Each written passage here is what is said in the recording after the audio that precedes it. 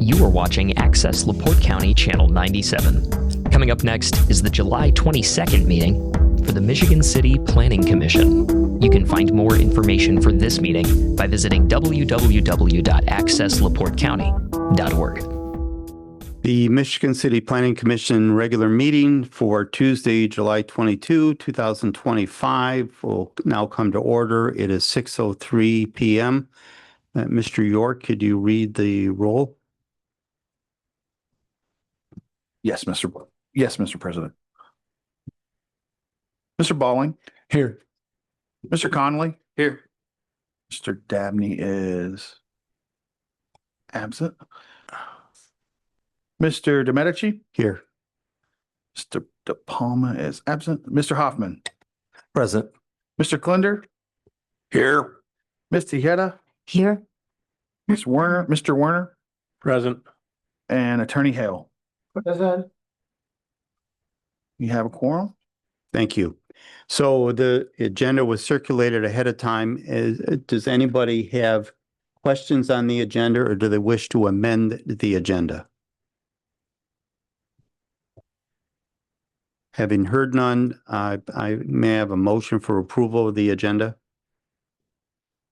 Approve the agenda be approved as written.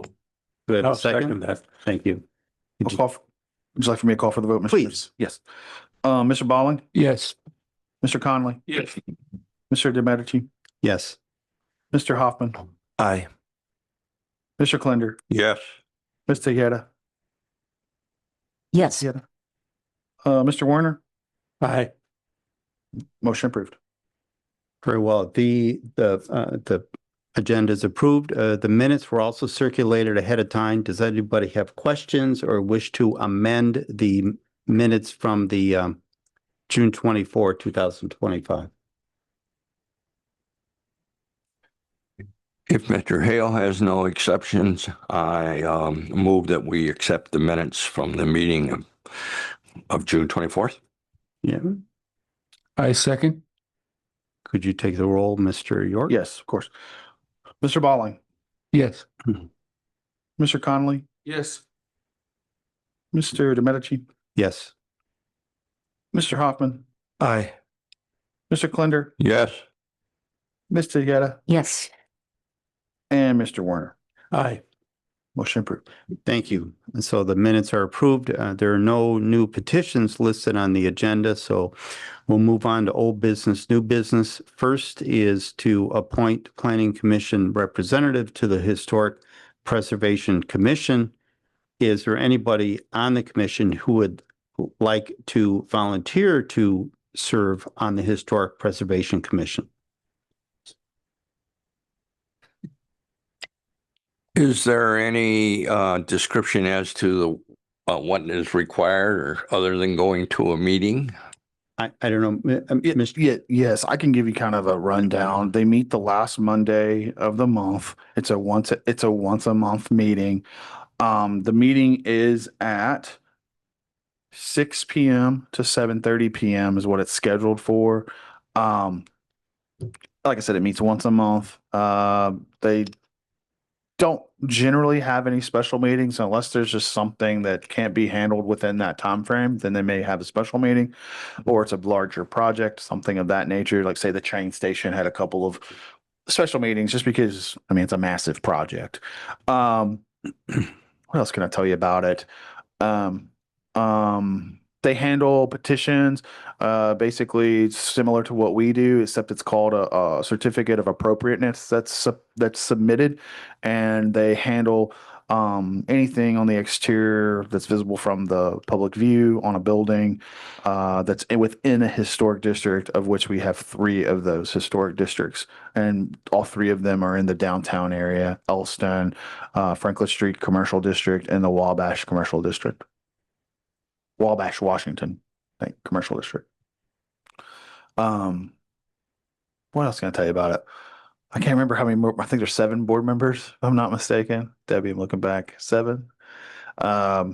It is currently ran by our Public Works Director and Ms. Wendy Vache, and then also staffed with Miss Gianna Gallant, who is her assistant, and she's doing the staffing for it. So it is a staffed board, and it is pretty well ran. Skylar, is there a fee or a cost for this position from the Plan Commission going to this historic? I mean, as staff members, I know we don't get paid, but It is an unpaid position. State law does not allow us. Basically state law defunded it many years ago. It used to be a paid board, but it isn't no more due to we didn't defund it at a city level. The state did. They basically said they serve at the pleasure, and it's a non-paid position. I do believe they provide like some provision for like if you were to travel somewhere, reimbursements, things like that. But it is an unpaid. It is an unpaid commission. Skylar, how long is the term? Ooh, I don't know the answer to that. I think 1 year. I can check and see on that one. That would make sense if we appoint. If it's appointed, it should be 1 year, and then the next year you It would reappoint. be a reappointment. Yes, Yeah, sir. that's the way I would think Yes, it sir. would be done. There are other positions on that board, such as there's a member that lives from one of the districts, interested in historic preservation, architect, engineer, etc. It has different requirements on certain people who serve, but it does require that we appoint someone from the redevelopment commission, a member of the redevelopment commission, and a member of the planning commission. That's what it says. Mr. Hale, do you have any comments on this? If no, that's fine. The only thing that I would add would be that there are probably over 100 applications for a COA, certificate of appropriateness, per year, and the job would entail looking those over. There's a professional hired by the city that does all of the technical review and provides a report. So you're not there making an analysis all by yourself. You have the technical person that provides a great deal of information with a recommendation, just like you see here in the Plan Commission. So it's not terribly dissimilar to what you would experience here. It's not at all a bad commission to sit on. I represent the commission, and I'm at those meetings. And I can tell you truthfully that it's a pleasant commission to sit on. I think anyone would enjoy it, really. Mr. Hill is the attorney to the Historic Review Board as well, just FYI. Okay, here it goes. I'm going to jump in. I'm interested. Is there anybody else who'd care to volunteer for this? Tim Werner's busy 3 Mondays out of the month already.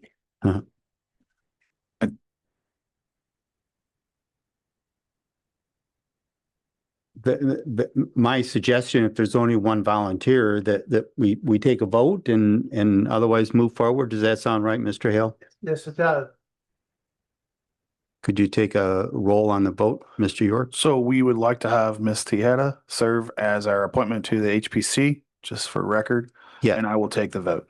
Mr. Balling, Yes. Mr. Connolly, Yes. Mr. DeMedici, Yes. Mr. Hoffman, Aye.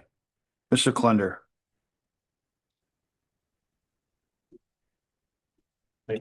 Yes. Ms. Tejeda? Are you sure you don't want it, Fred? I was gonna say Fred. Yes. Mr. Werner? Aye.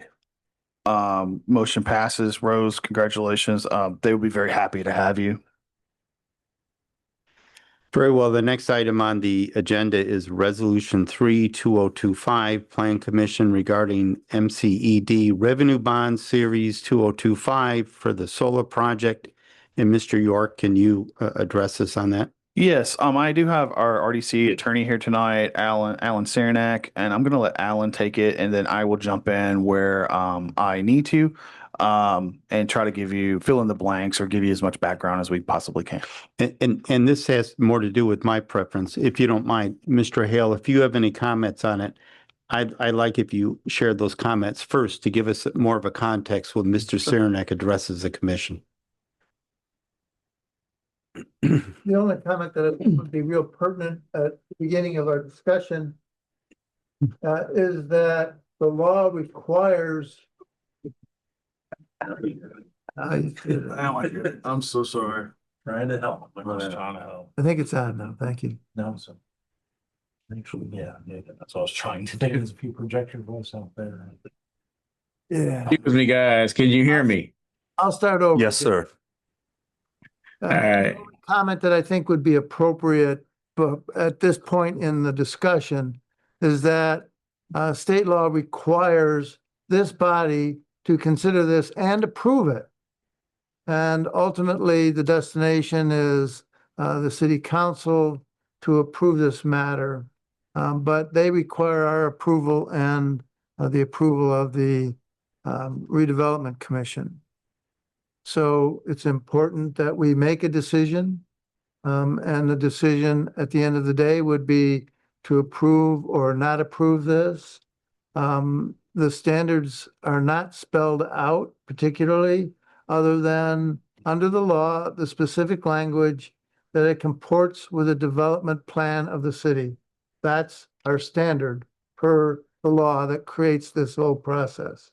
So given that, I think, I know that Mr. York has comments regarding that, and I believe that Mr. Cernak will as well. So that's what to look out for. That's why we're here. It's required that you approve this before it can go forward. Very well. So my suggestion is Mr. Saranac address this, and then I'm going to ask Mr. Hale if it does comport with the requirements as you expressed a moment ago. Thank you. My name is Alan Saranac. I'm the attorney for the Redevelopment Commission. My office is at 2710 Franklin Street in Michigan City. Let me begin by saying that this obviously involves the solar project right next door. I think Skylar would be the first to agree with me, and it's not just my paranoid and pessimistic nature. It's if you had asked us a year ago, 6 months ago, even 3 months ago, whether this project was ever going to become a reality, I think my pessimistic nature would have said, I don't think so. I was wrong. This project, we're still not there yet, but this project is further along than I ever anticipated it would be.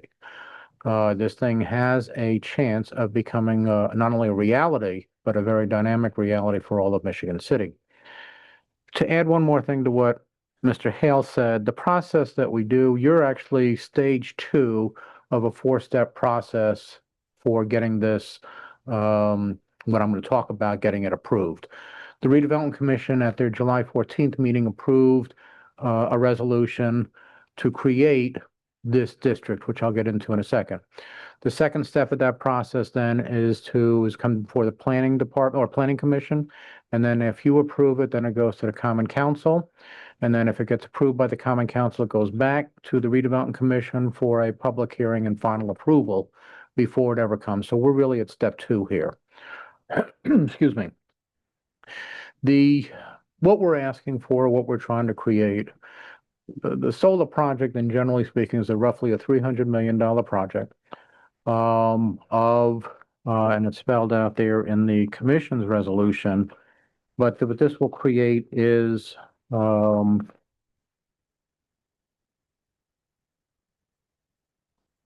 mixed-use development, including a 242-room hotel, 21,000 square feet of retail and commercial space, approximately 188 condos, townhouses and related improvements, and approximately a 385 parking structure and supporting areas to be located right next door.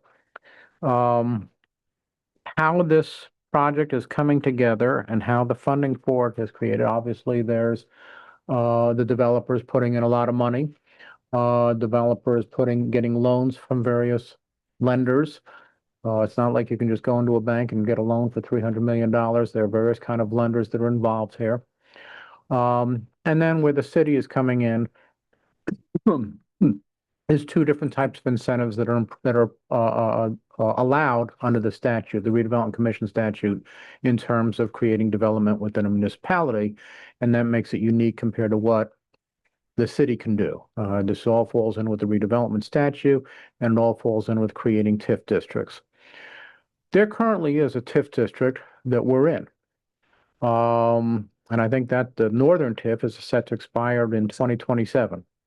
What the law allows, though, is for the commission and the city to create a TIF district within a TIF district, or what's called an allocation area within an allocation area.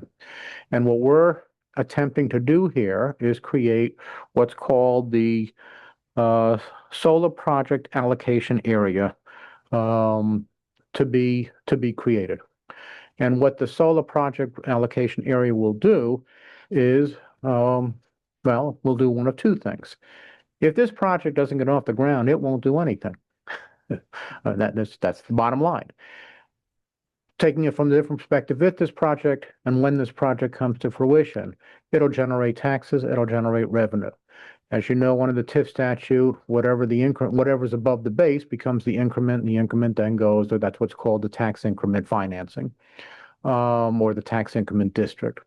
What this separate allocation area will allow first for the city to, or for the commission to approve a developer-backed bond for certain funds for this project, and they will be paid for by the increment generated by the separate allocation district that's being created. So again, it's not city money per se that's being allocated towards this. It's not city money that's being put at risk to make this project a reality. Rather, it's simply saying the taxes increment that are generated by this over the next 25 years will go towards retire the bond that is being floated by the developer to create funding for this project. There are other funding sources as well. There are other tax districts as well.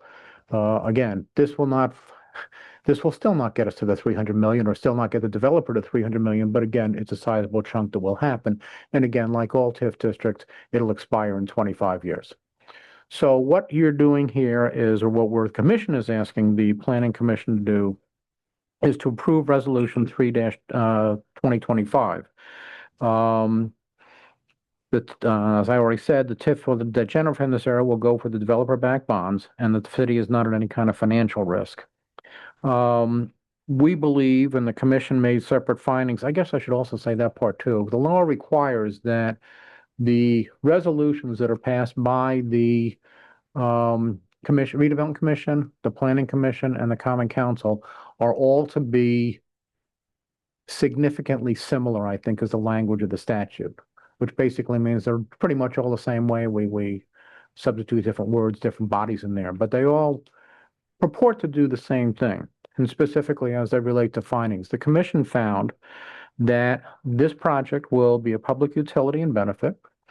It will create opportunities for employment both during the period of construction and thereafter.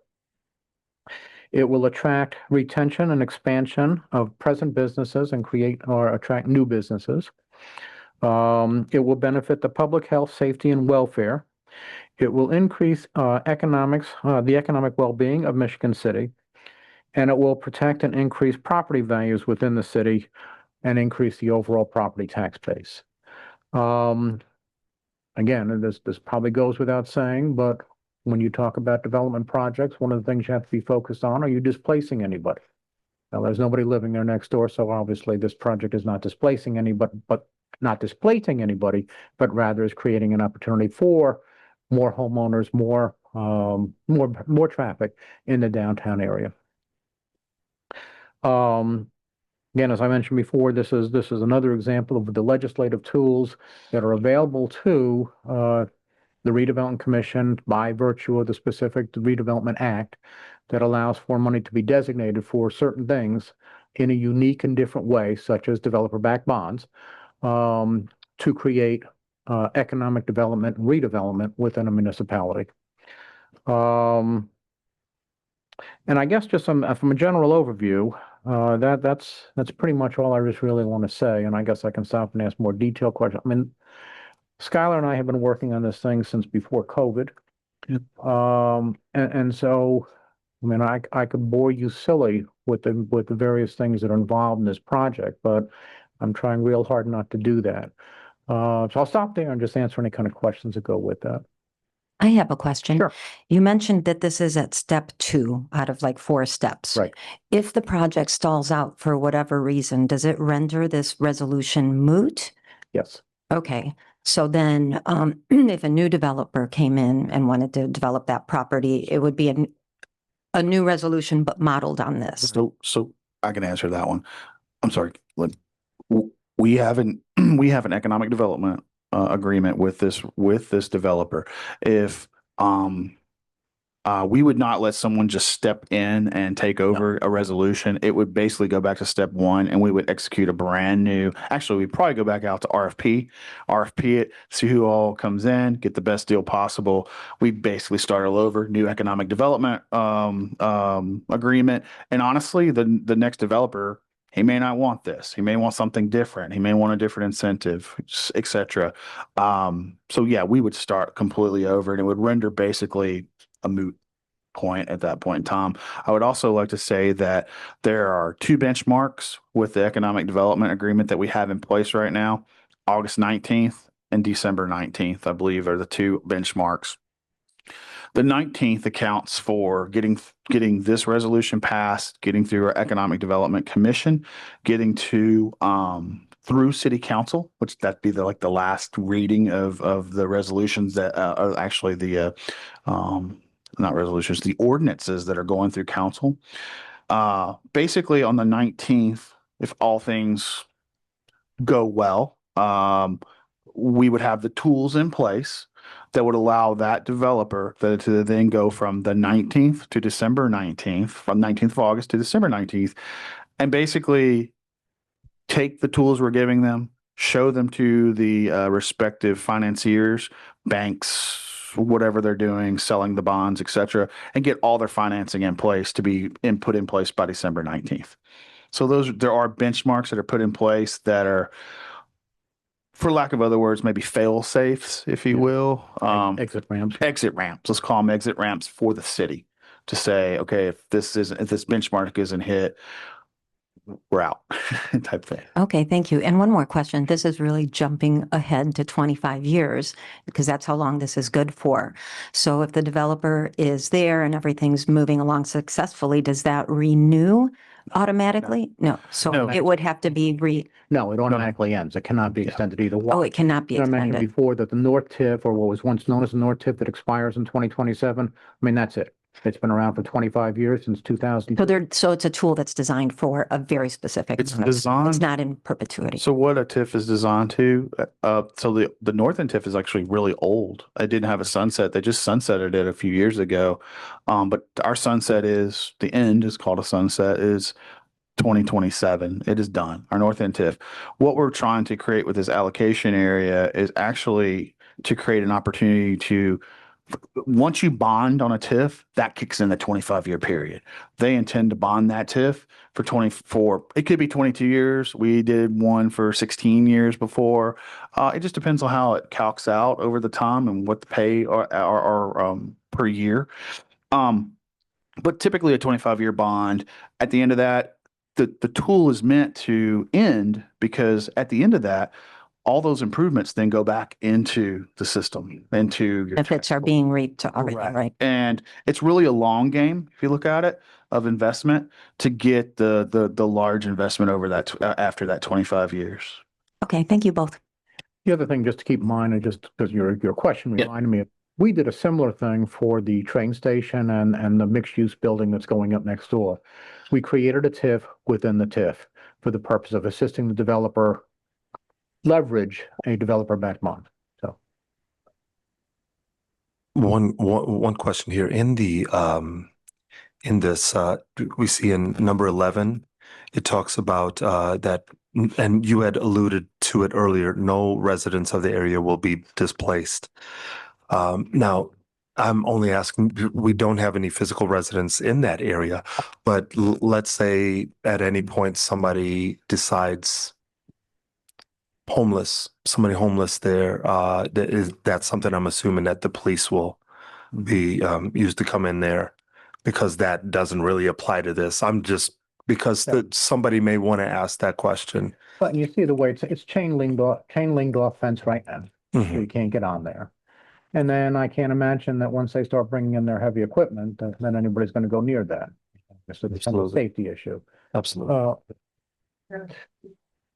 No, during, But the point is, meaning at this during, point in yeah. time, there's no legal residency established in that, where we're trying to create in the solar district, in the solar, reallocation area. And that's what the statute's concerned about. So, I mean, we don't have to get to that part in the statute that says, okay, what are you going to do with these people that you're kicking out? I mean, we just don't have to get there. Just one more clarification on the description. It's like a very formal description, but is it truly, is the district just that lot that is currently fenced off, no other surrounding? That's prop- correct. Okay, The solar project is that Is square block. Yeah. consolidated, What's okay. known as formerly the former police department and the former. news You are bench. beautiful. Yeah. Now it's known. Now it's are not beautiful, right. Thank you. And as Judge Bergeson used to say, well, I thought they put that up for me. You have a hand raised, sir. Very well. Mr. Dampy? Mr. Dabney? Brian, are you there? He's on mute. He's on mute. Mr. Dabney, you're on mute, sir. Mr. Dam. Councilman Dabney?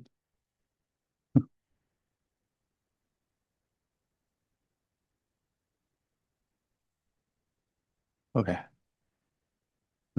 Real quick, while Ryan is getting his beer. Yeah. There you go. Got it. You got it. He's got, Yeah. he's back. Yeah. Everything went down on me, and I had to scramble to get it back up here. I'm a little lost on it, Skylar. I'm working without an agenda and all of the proper attachments in that. I have the agenda on my phone, but I can't see, exactly what's happening. Now, this resolution that we're approving, right? What exactly is in? I mean, I'm trying to figure. We're not approving a bond. No. Now, the resolution is just moving forward. Explain it to me. So what we are doing tonight, we are confirming the resolution, basically agreeing in tandem, I would say, to the RDC that we are creating an allocation area. Basically, we're saying this SOLA allocation area conforms to our plans for redevelopment of the north end of Michigan City, and that this lot, if you will, parcels, however you want to say, this SOLA area, it meets these standards, and we're basically saying to the council, we agree with the RDC, the Plan Commission agrees with the RDC that this conforms, and we should create this allocation area that is defined Got it. by the descriptions. I'm All sorry, right. legal Thank descriptions. you. I appreciate that, man. Thanks for clearing that up for me. Yeah, no bonds tonight, no anything like that. Those are tools that aren't permitted until you have established the allocation area and that it has been finalized. Then the tools are Perfect. available. Got it. Thank you. Correct. And all those will have to go to council. They have to go to the Economic Development Commission. They have to go to various different, there's still a lot of other steps. This is just creating the allocation area that allows us to access those tools. Thank you. But it's going to come to you eventually. Yeah. So don't forget about it. Yeah, we'll be prepared when it finally gets to us.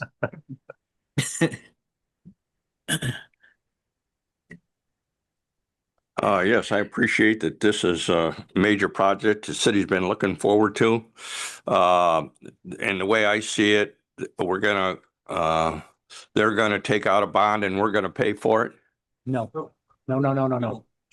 Yes, we are. They're going to pay taxes. The taxes that we should be getting as a city to do things. We're going to collect those taxes and we're going to pay off that bond. There, Is that the way I read it, or is that right? well, in a crude way, that is correct. Yeah. That's splitting hairs, but we're not talking about city money being allocated this. for there.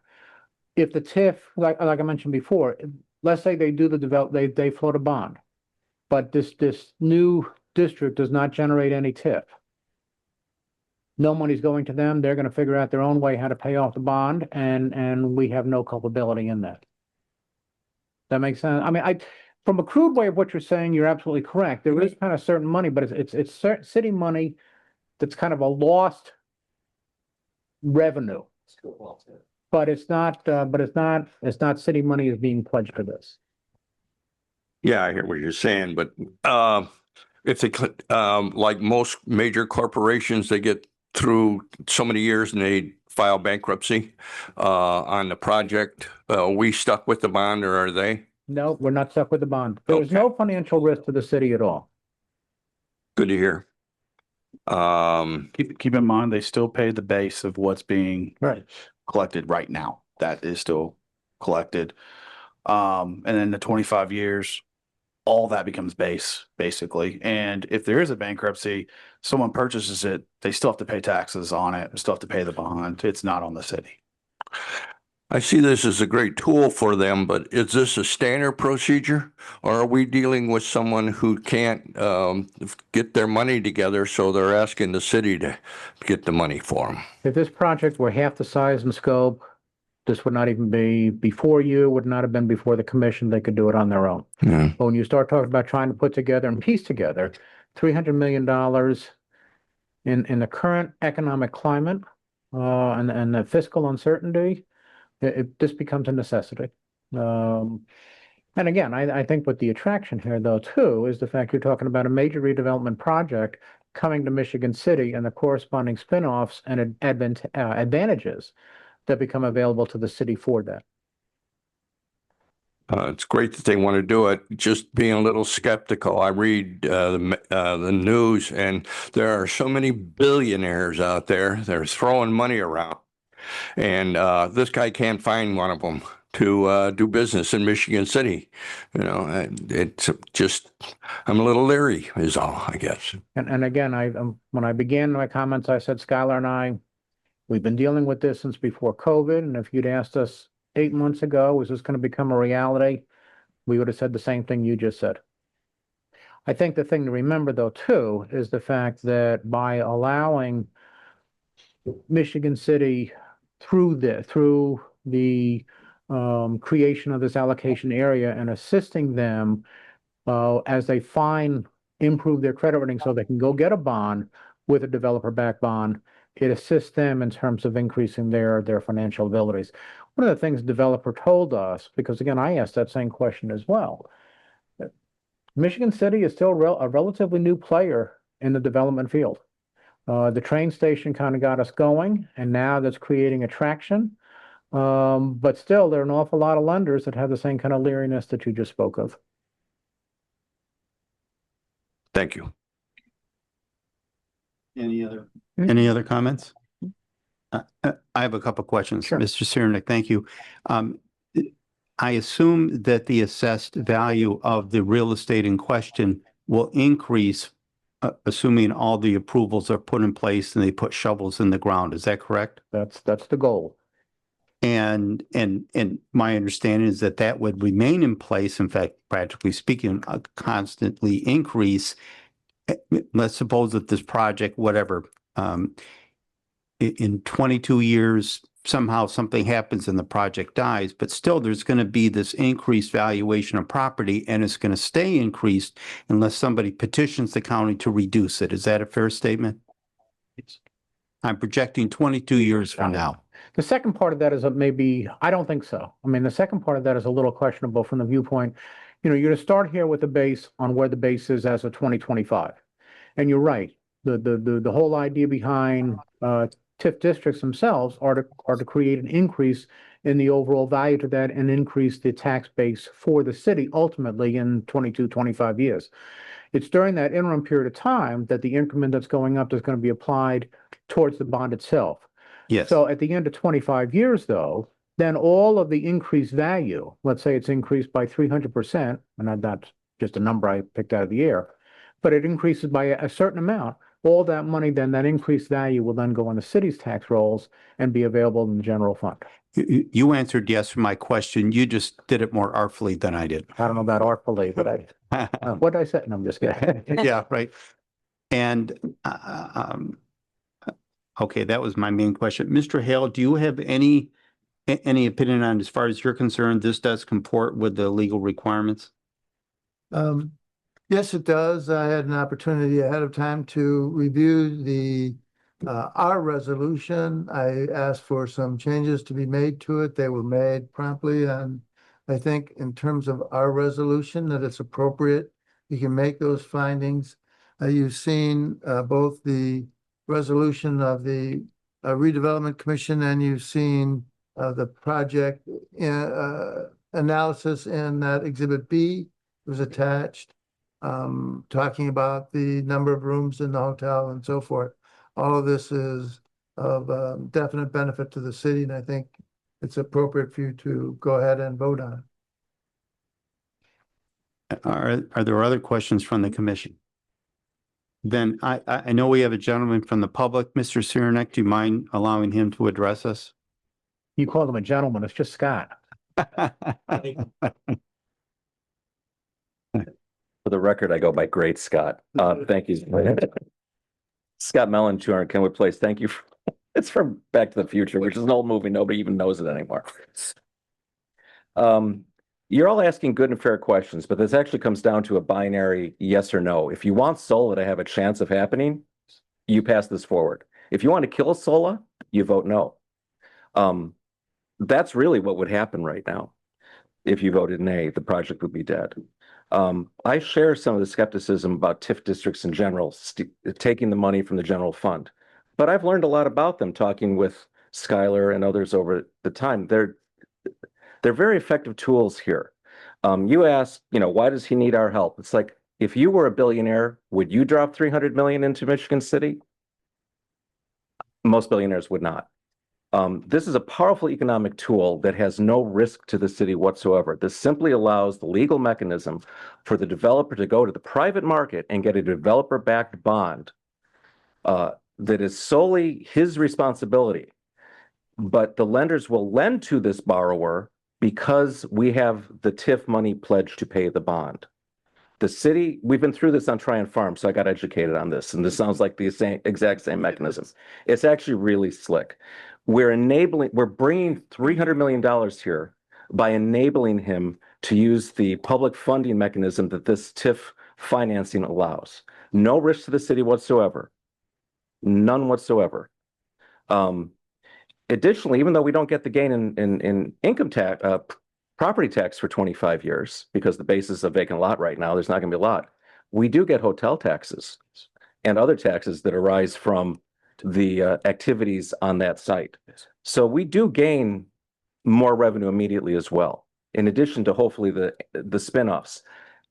Additionally, within the TIF district, I've learned that I might get it wrong, but the Redevelopment Corporation, between all their TIFs and collectibles, essentially has $14 million in the kitty right now.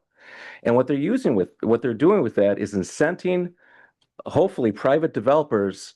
These are public-private partnerships, I guess you could say, to now bring their private money to give us things. We're doing the same thing at Tryon Meadows. We're doing the developer-backed bond for the purposes of the infrastructure, the roads, sewers, and I don't know, maybe lights, water mains, that will become city-owned property built to the specification of the city engineer. So we are, again, solely at the risk of the developer. If he goes bankrupt, the city is clean and we still get the roads, actually, and the water. So this is a great tool. There's really no reason for you to say no. It's good to ask these good questions. I guess it's too early in the process, but I would like to know what his intent is with the bond, but that's like, is it going to be for infrastructure? Additionally, for 11th Street Station, we did something similar, which was approximately, that's a $100 million project, and we put forth about a $10 million bond. About 10% of the project was funded with a TIF mechanism. And that's what springboarded that development. Tryon Meadows are, what is that, 40, I forget the numbers now, but 400 housing units. 168. Okay, 168 housing units, but a big development. We're leveraging the developer back bond so he can now build the project.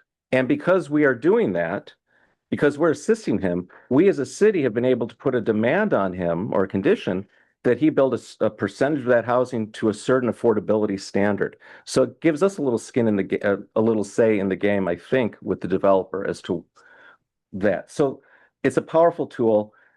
We should absolutely vote yes tonight if we want SOLA to even have a chance of moving forward. The attorney answered some questions. What happens if it fails? This all goes away and it's mute. It's a develop-back bond, so we have no legal liability. It's too early to find out how much that bond will be. This is just setting up the process that has to still go to redevelopment and the common council be passed. And we're trying to speedball this through the city so that they can get to a bank and get a lending commitment by December 19th. Otherwise, there's another chance it could still die. Again, this has been 5 years on the table. I know Skylar attorneys have worked very hard on this. It is a bit confusing, but this is actually kind of like a free lunch. This is what it takes in today's world to get developers to think big and do big things. And I think it's going to benefit the city greatly. And I thank all those involved for their hard work over the years to get it to this point. Thank you. Thank you. And I have two questions. I want to spit them out so I don't forget. Mr. York, are you aware of whether there is likely to be an increase in assessed value for real estate that adjoins the lot that we're describing? Yeah, I mean, yeah, in one of our findings, investments like this do raise real estate values. AV is what we would call it, assessed value. Just like the train station right now, that, for example, train station, now we're seeing more, I would say more properties south of 11th Street changing hands now. People are coming in, people are investing south of 11th. It's basically stretching out our downtown. Bowling ball drops, ripples come out of it, and now you're seeing it kind of go around that train station. So you are seeing probably AVs going up because people are making investments in the buildings without us doing anything. Really, I mean, maybe we provide a facade grant or a upper story residential, but people are investing in properties that haven't been invested in many years. So I'd say, yeah, AV is definitely going up because there's definitely some properties where they're probably bottomed out on their AV right now, but we are seeing investments. I guess ultimately that's up to the assessor, but I would say in general, yes, you will see AVs go up around where you make those major investments. Thank you. And my next question, it can be Mr. Ciernak, Mr. Hale, or Mr. York. I don't care who answers. I'm just curious, are any of the principles of the developer executing personal guarantees as to these bonds? Yes, the principal developer will. I do believe that's Scott Goodman, who's the principal, but actually I do believe Alan Shockman's involved in that as well. There are two basic principles of this development. Scott Goodman and Alan Shockman, and both of them have made commitments to the development itself. Ultimately, the way that this is structured with a developer-backed bond, all of it's pretty much a personal guarantee on their end, or at least a guarantee from because like we said, this is a developer-backed bond. It is not a general obligation bond or an EDC bond, which are different kinds of bonds. Those are bonds that are backed by taxpayers. They're backed by TIFs, additional TIF money outside of that allocation area. This is something that is solely upon the developer, and it does not come back on the city. And we are not backing it with any type of tax guarantee or additional TIF revenues from any other TIF. All right, thank you. So now anybody else on the commission? Mr. Dabney, pearls of wisdom? I guess not. No, I was actually going to have Skylar go through and just explain real quick, like how the sales of the units and so forth, those will be driving revenues that will be used to pay back the bond and that over the long run. So I was going to have him just. So yeah, the sales of the units are actually going into the capital stack. So they have sold 36 units. I'm looking back at Wendy. I believe it's 36. 36 units this time. They've actually sold the I would call it the penthouse. I don't think it's called the penthouse. I would call it that. It's the top floor. That sold for like 2.3 million, I think, or something like that. So that's sold. So all that revenue will actually be pledged as part of their capital so it'll go into the capital to actually build this project. Now, over time, the other tool that they're using, they will actually be taxing themselves or charging an additional fee. So like if you stay at a hotel, you see, you may have traveled to other cities and see where you get your bill at the end or your receipt, and you're like, oh, what's this 18% additional fee here that I had to pay? Well, it's going into something, a beautification fund, a downtown business improvement district fund. Typically, that's where they go. This will be its own economic improvement district. Eventually, we do not have anything to do with that. That's council. That will be an additional cost of staying at the hotel or staying at the Airbnb condo there. So they will be taxing themselves on top of this. So that'll become another source of revenue to pay off bonds and things of that nature. I'm sorry, Bryant, did I think answer the question? Hopefully. Yeah, and that's exactly what I wanted you to say. To once again to show that we don't have any financial responsibility, so to speak. It is based upon the revenues that they're going to raise to be able to pay off that bond. Yes.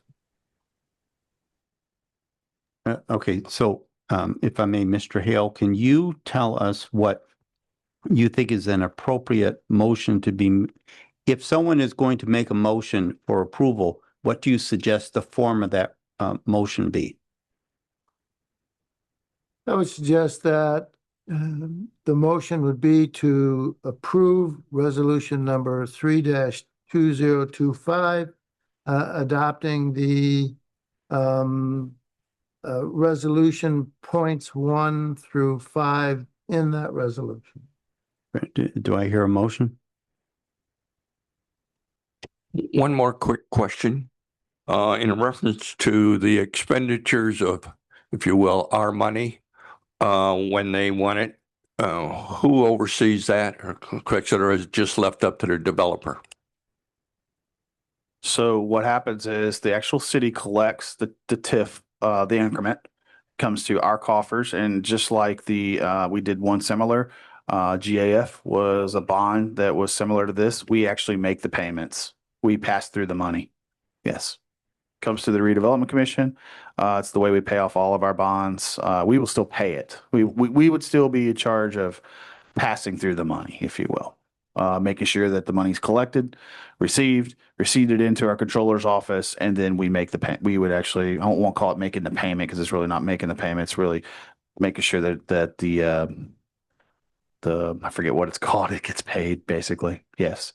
So there is oversight. It doesn't go to the developer, the increment. Excuse me, he sends us a bill and then we pay it?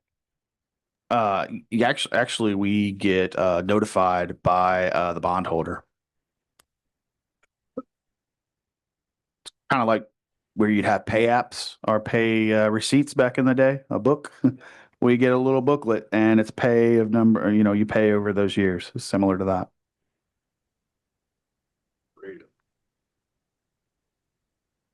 Any other questions or comments? Good job, Skylar. Again, if we, even though just because we have the booklet, let's say, of payments, if they do not do this project or it fails or whatever, the city's not, there's nothing, if there's nothing collected, there's nothing to give. Let's just say that. Exactly. The city is not liable. We're not pledging any other funds, any other TIFs, any other taxes, we're not pledging anything other than access to a tool.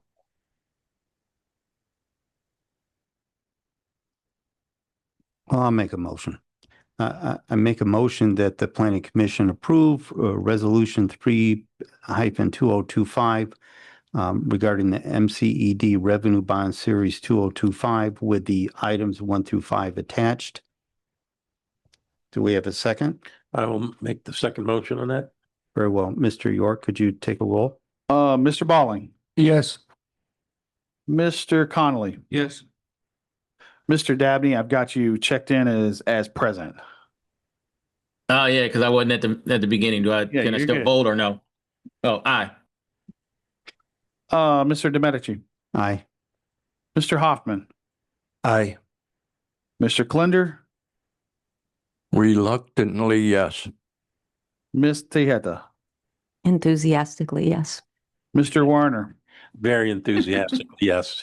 Okay, motion approved. We will send this resolution onto city council with a favorable recommendation.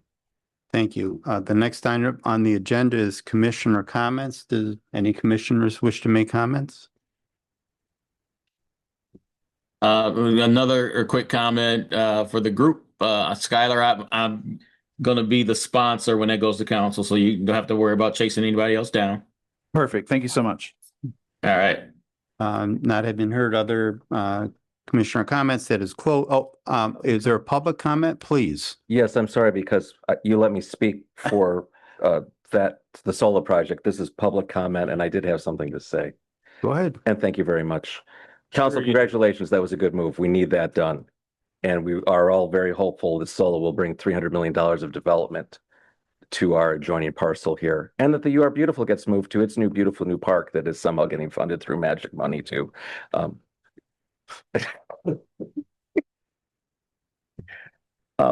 wanted to speak to Ms. Tejeda's appointment to the Historic Review Board. I congratulate you, and I think this board will be well served with your common sense business approach to things. I have suffered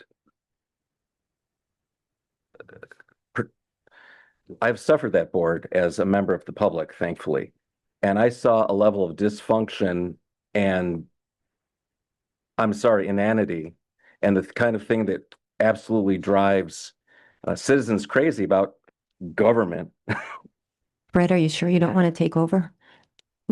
Well, we need common sense on that board. Every house is not the Barker mansion. Not everyone has multi-million-dollar bank accounts and can lovingly import Polish craftsmen to restore the wooden attic windows on their facade. I'm sorry to speak off topic about the Historic Review Board. It really irked me, and I'm really happy that you will be there. And we need a common sense approach. Yes, this is a historic district and we want certain standards, but we have to remember we can't impose such standards that people can't afford to do it. May I interject? That's precisely the reason I volunteered. Thank you. And that's a real problem that I've seen that people on this board have experienced the inanity of that board. I was happy to hear that our new Public Works Director is also on that board, another voice of reason and common sense, I would think. I mean, we're all pulling forward, but we can't make it so people can't make improvements to their houses. And when you impose, I actually asked in public comment, do you take economics into consideration? And the lady who we pay to run that board said, no, we don't. Well, I'm sorry, economics freaking matter. And this is America, money matters. Anyway, good work today, folks. Let's all root for SOLA. And again, really appreciate the hard work that went into the slog of getting this here. And I think Mr. Klinder will find out that this is an excellent tool for the city to use because development begets more development. It started with the double tracking, which got us the station, which is getting us the Moore, which is getting us Tryon Meadows, which is probably getting us the subdivision going up against the on Paz Road by the high school. And now with a massive hotel, condo, townhouse on the lake, that person who just paid 2.3 for raw space probably is going to have an amazing view at the southern tip of Lake Michigan. And that's putting Michigan City on the map and having a development team in place now that is getting things done and making us a place where developers are considering, because heretofore we've sort of been blackballed in the developer world. So we need to use these kind of tools. It is a little bit creative, but that's what it takes in today's world to get financing done for multi-$100 million projects. Tim's thirsty, so I have to sit down now. Thank you again, board, and thank you for having me. I think I was just going to add that I appreciate it, interested dialogue from the commission as to, and skepticism is always welcome. Very, very well. I was make a motion to adjourn. Do I have a second? For Very well. We're adjourned. Aye. Really should pay me.